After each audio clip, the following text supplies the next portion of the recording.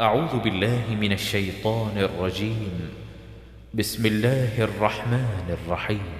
ياسين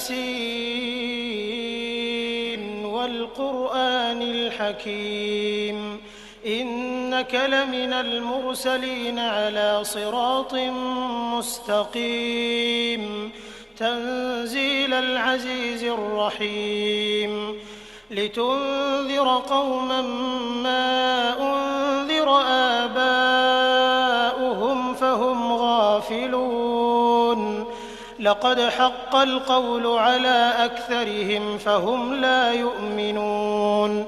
إنا جعلنا في أعناقهم أغلالا فهي إلى الأذقان فهم مقمحون وجعلنا من بين أيديهم سدا ومن خلفهم سدا فأغشيناهم فهم لا يبصرون وسواء عليهم أأنذرتهم أم لم تنذرهم لا يؤمنون إنما تنذر من اتبع الذكر وخشي الرحمن بالغيب فبشره بمغفرة وأجر كريم إنا نحن نحيي الموتى ونكتب ما قدموا وآثارهم وكل شيء أحصيناه في إمام مبين واضرب لهم مثلا أصحاب القرية إذ جاءها المرسلون إذ أرسلنا إليهم 2 فكذبوهما فعززنا بثالث فقالوا إنا إليكم مرسلون قالوا ما أنتم إلا بشر مثلنا وما أنزل الرحمن من شيء إن أنتم إلا تكذبون قالوا ربنا يعلم إنا إليكم لمرسلون وما علينا إلا البلاغ المبين قالوا إنا تطيرنا بكم لئن لم تنتهوا لنرجمنكم وليمسنكم منا عذاب أليم قالوا طائركم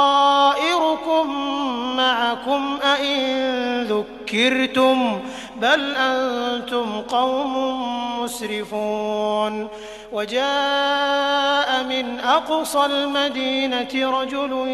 يسعى قال يا قوم اتبعوا المرسلين اتبعوا من لا يسألكم أجرا وهم مهتدون وما لي لا أعبد الذي فطرني وإليه ترجعون أأتخذ من دونه آلهة إن يردني الرحمن بضر لا تغن عني شفاعتهم شيئا ولا ينقذون إني إذا لفي ضلال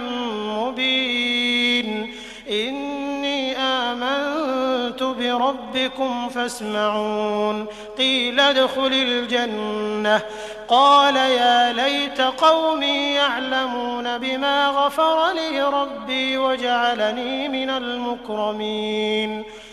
وما أنزلنا على قومه من بعده من جند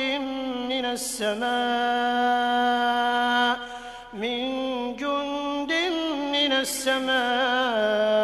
وما كنا منزلين إن كانت إلا صيحة واحدة فإذا هم خامدون يا حسرة على العباد ما يأتيهم من رسول إلا كانوا به يستهزئون ألم يروا كم أهلكنا قبلهم من القرون أنهم إليهم لا يرجعون وإن كل لما جميع لدينا محضرون وآية لهم الأرض الميتة أحييناها وأخرجنا منها حبا فمنه يأكلون وجعلنا فيها جنات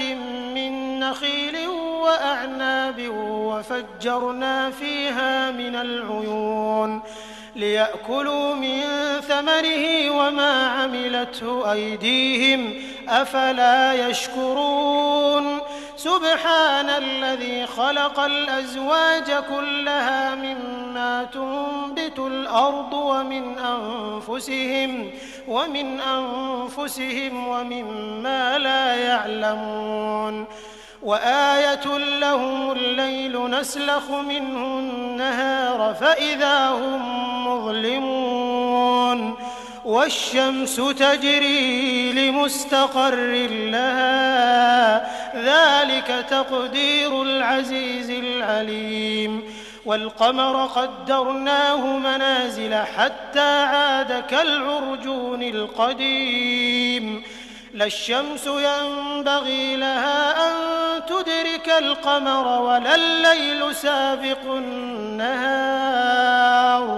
وكل في فلك يسبحون وآية لهم أنا حملنا ذريتهم في الفلك المشحون وخلقنا لهم من مثله ما يركبون وإن نشأ نغرقهم فلا صريخ لهم ولا هم ينقذون إلا رحمة منا ومتاعا إلى حين وإذا قيل لهم اتقوا ما بين أيديكم وما خلفكم لعلكم ترحمون وما تأتيهم من آية من آيات ربهم إلا كانوا عنها معرضين وإذا قيل لهم أنفقوا مما رزقكم الله قال الذين كفروا للذين آمنوا أنطعم من لو يشاء الله أطعمه إن أنتم إلا في ضلال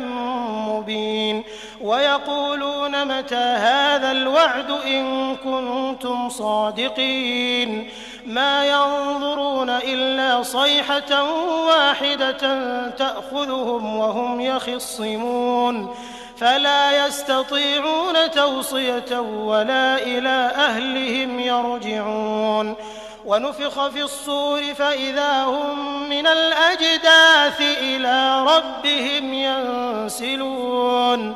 قالوا يا ويلنا من بعثنا من مرقدنا هذا ما وعد الرحمن وصدق المرسلون إن كانت إلا صيحة واحدة فإذا هم جميع لدينا محضرون فاليوم لا تظلم نفس شيئا ولا تجزون إلا ما كنتم تعملون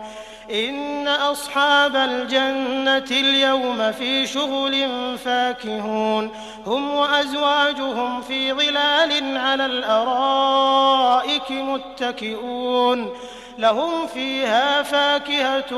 ولهم ما يدعون سلام قولا من رب رحيم وامتازوا اليوم أيها المجرمون ألم أعهد إليكم يا بني آدم ألا تعبدوا الشيطان إنه لكم عدو مبين وأن اعبدوني هذا صراط مستقيم ولقد أضل منكم جبلا كثيرا أفلم تكونوا تعقلون هذه جهنم التي كنتم توعدون اصلوها اليوم بما كنتم تكفرون اليوم نختم على أفواههم وتكلمنا أيديهم وتشهد أرجلهم بما كانوا يكسبون ولو نشاء لطمسنا على أعينهم فاستبقوا الصراط فأنى يبصرون ولو نشاء لمسخناهم على مكانتهم فما استطاعوا مضيا ولا يرجعون ومن نعمره ننكسه في الخلق أفلا يعقلون وما علمناه الشعر وما ينبغي له إن هو إلا ذكر وقرآن مبين لينذر من كان حيا ويحق القول على الكافرين أولم يروا أنا خلقنا لهم مما عملت أيدينا أنعاما فهم لها مالكون وذللناها لهم فمنها ركوبهم ومنها يأكلون ولهم فيها منافع ومشارب أفلا يشكرون واتخذوا من دون الله آلهة لعلهم ينصرون لا يستطيعون نصرهم وهم لهم جند محضرون فلا يحزنك قولهم إنا نعلم ما يسرون وما يعلنون أولم ير الإنسان أنا خلقناه من نطفة فإذا هو خصيم مبين وضرب لنا مثلا ونسي خلقه قال من يحيي العظام وهي رميم قل يحييها الذي أنشأها أول مرة وهو بكل خلق عليم الذي جعل لكم من الشجر الأخضر نارا فإذا أنتم منه توقدون أوليس الذي خلق السماوات والأرض بقادر على أن يخلق مثلهم بلى وهو الخلاق العليم إنما أمره إذا أراد شيئا أن يقول له كن فيكون فسبحان الذي بيده ملكوت كل شيء وإليه ترجعون بسم الله الرحمن الرحيم الرحمن علم القرآن خلق الإنسان علمه البيان الشمس والقمر بحسبان والنجم والشجر يسجدان والسماء رفعها ووضع الميزان ألا تطغوا في الميزان وأقيموا الوزن بالقسط ولا تخسروا الميزان والأرض وضعها للأنام فيها فاكهة والنخل ذات الأكمام والحب ذو العصف والريحان فبأي آلاء ربكما تكذبان خلق الإنسان من صلصال كالفخار وخلق الجان من مارج من نار فبأي آلاء ربكما تكذبان رب المشرقين ورب المغربين فبأي آلاء ربكما تكذبان مرج البحرين يلتقيان بينهما برزخ لا يبغيان فبأي آلاء ربكما تكذبان يخرج منهما اللؤلؤ والمرجان فبأي آلاء ربكما تكذبان وله الجوار المنشآت في البحر كالأعلام فبأي آلاء ربكما تكذبان كل من عليها فان ويبقى وجه ربك ذو الجلال والإكرام فبأي آلاء ربكما تكذبان يسأله من في السماوات والأرض كل يوم هو في شأن فبأي آلاء ربكما تكذبان سنفرغ لكم أيها الثقلان فبأي آلاء ربكما تكذبان يا معشر الجن والإنس إن استطعتم أن تنفذوا من أقطار السماوات والأرض فانفذوا لا تنفذون إلا بسلطان فبأي آلاء ربكما تكذبان يرسل عليكما شواظ من نار ونحاس فلا تنتصران فبأي آلاء ربكما تكذبان فإذا انشقت السماء فكانت وردة كالدهان فبأي آلاء ربكما تكذبان فيومئذ لا يسأل عن ذنبه إنس ولا جان فبأي آلاء ربكما تكذبان يعرف المجرمون بسيماهم فيؤخذ بالنواصي والأقدام فبأي آلاء ربكما تكذبان هذه جهنم التي يكذب بها المجرمون يطوفون بينها وبين حميم آن فبأي آلاء ربكما تكذبان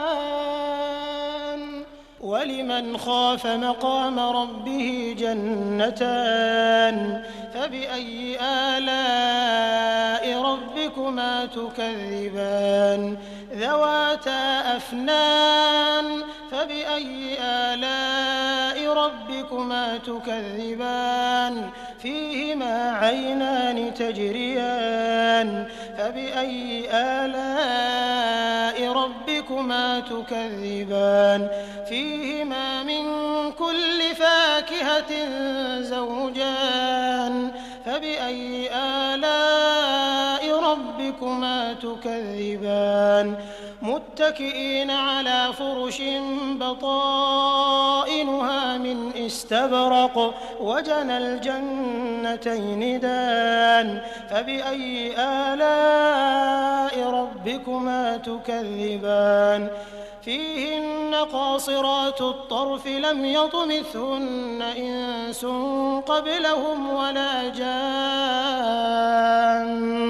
فبأي آلاء ربكما تكذبان كأنهن الياقوت والمرجان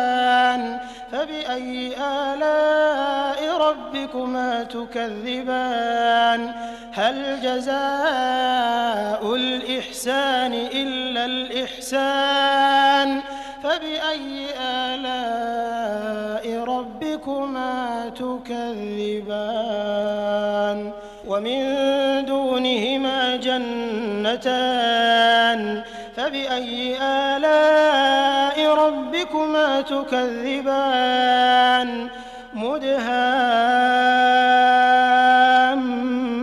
مدهامتان فبأي آلاء ربكما تكذبان فيهما عينان نضاختان فبأي آلاء ربكما تكذبان فيهما فاكهة ونخل ورمان فبأي آلاء ربكما تكذبان فيهن خيرات حسان فبأي آلاء ربكما تكذبان حور مقصورات في الخيام فبأي آلاء ربكما يطمثهن إنس قبلهم ولا جان فبأي آلاء ربكما تكذبان متكئين على رفرف خضر وعبقري حسان فبأي آلاء ربكما تكذبان تبارك اسم ربك ذي الجلال والإكرام. بسم الله الرحمن الرحيم. إذا وقعت الواقعة ليس لوقعتها كاذبة خافضة رافعة إذا رجت الأرض رجا وبست الجبال بسا فكانت هباء منبثا وكنتم أزواجا ثلاثة فأصحاب الميمنة ما أصحاب الميمنة وأصحاب المشأمة ما أصحاب المشأمة والسابقون السابقون أولئك المقربون في جنات النعيم ثلة من الأولين وقليل من الآخرين على سرر موضونة متكئين عليها متقابلين يطوف عليهم ولدان مخلدون بأكواب وأباريق وكأس من معين لا يصدعون عنها ولا ينزفون وفاكهة مما يتخيرون ولحم طير مما يشتهون وحور عين كأمثال اللؤلؤ المكنون جزاء بما كانوا يعملون لا يسمعون فيها لغوا ولا تأثيما إلا قيلا سلاما سلاما وأصحاب اليمين ما أصحاب اليمين في سدر مخضود وطلح منضود وظل ممدود وماء مسكوب وفاكهة كثيرة لا مقطوعة ولا ممنوعة وفرش مرفوعة إنا أنشأناهن إنشاء فجعلناهن أبكارا عربا أترابا لأصحاب اليمين ثلة من الأولين وثلة من الآخرين وأصحاب الشمال ما أصحاب الشمال في سموم وحميم وظل من يحموم لا بارد ولا كريم إنهم كانوا قبل ذلك مترفين وكانوا يصرون على الحنث العظيم وكانوا يقولون أئذا متنا وكنا ترابا وعظاما أئنا لمبعوثون أو آباؤنا الأولون قل إن الأولين والآخرين لمجموعون إلى ميقات يوم معلوم ثم إنكم أيها الضالون المكذبون لآكلون من شجر من زقوم فمالئون منها البطون فشاربون عليه من الحميم فشاربون شرب الهيم هذا نزلهم يوم الدين نحن خلقناكم فلولا تصدقون أفرأيتم ما تمنون أأنتم تخلقونه أم نحن الخالقون نحن قدرنا بينكم الموت وما نحن بمسبوقين على أن نبدل أمثالكم وننشئكم فيما لا تعلمون ولقد علمتم النشأة الأولى فلولا تذكرون أفرأيتم ما تحرثون أأنتم تزرعونه أم نحن الزارعون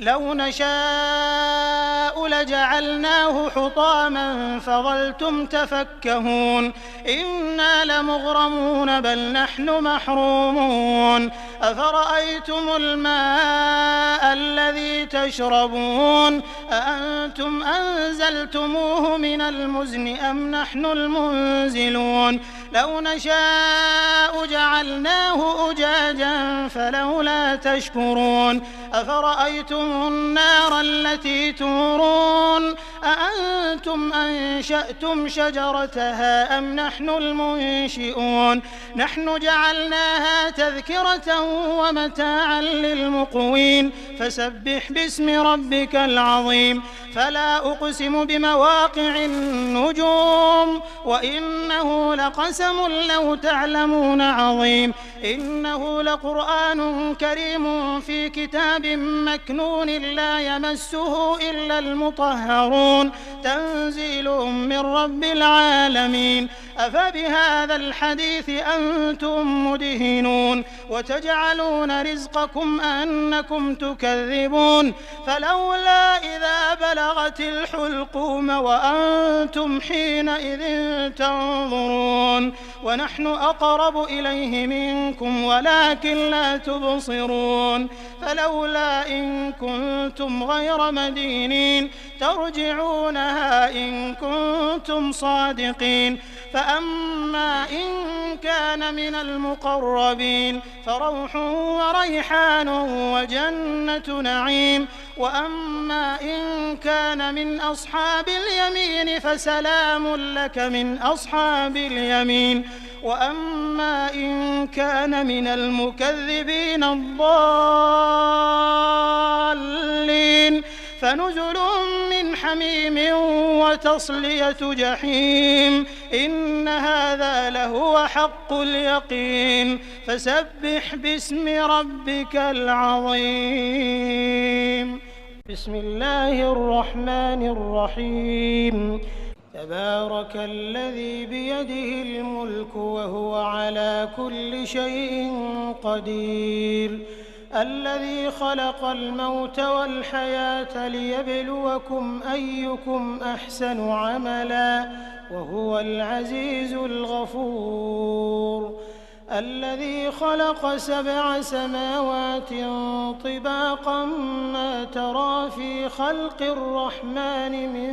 تفاوت فارجع البصر هل ترى من فطور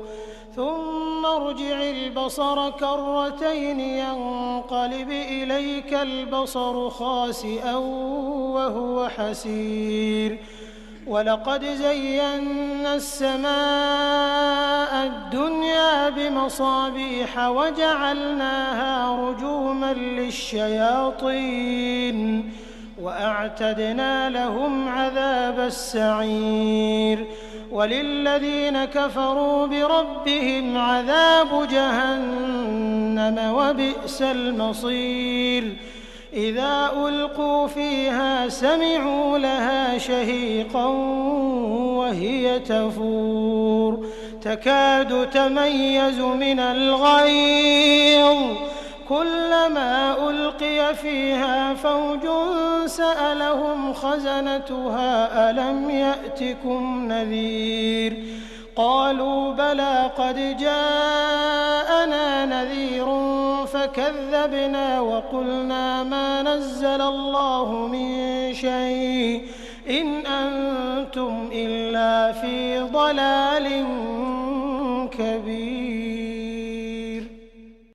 وقالوا لو كنا نسمع أو نعقل ما كنا في أصحاب السعير فاعترفوا بذنبهم فسحقا لأصحاب السعير إن الذين يخشون ربهم بالغيب لهم مغفرة وأجر كبير وأسروا قولكم أو اجهروا به إنه عليم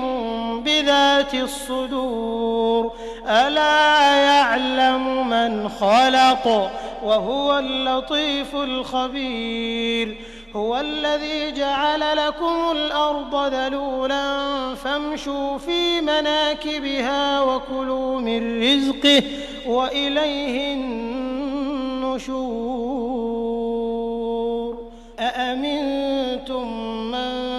السماء أن يخسف بكم الأرض فإذا هي تمور أم أمنتم من في السماء أن يرسل عليكم حاصبا فستعلمون كيف نذير ولقد كذب الذين من قبلهم فكيف كان نكير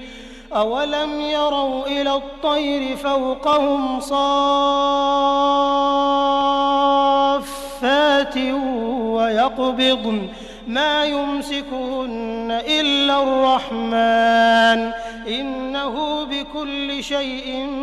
بصير أمن هذا الذي هو جند لكم ينصركم من دون الرحمن إن الكافرون إلا في غرور أمن هذا الذي يرزقكم إن أمسك رزقه بل لجوا في عتو ونفور أفمن يمشي مكبا على وجهه أهدى أمن يمشي سويا على صراط مستقيم قل هو الذي أنشأكم وجعل لكم السمع والأبصار والأفئدة قليلا ما تشكرون قل هو الذي ذرأكم في الأرض وإليه تحشرون ويقولون متى هذا الوعد إن كنتم صادقين قل إنما العلم عند الله وإنما أنا نذير مبين فلما رأوه زلفة سيئت وجوه الذين كفروا وقيل هذا الذي كنتم به تدعون قل أرأيتم إن أهلكني الله ومن معي أو رحمنا فمن يجير الكافرين من عذاب أليم قل هو الرحمن آمنا به وعليه توكلنا فستعلمون من هو في ضلال مبين قل أرأيتم إن أصبح ماؤكم غورا فمن يأتيكم بماء معين. صدق الله العظيم.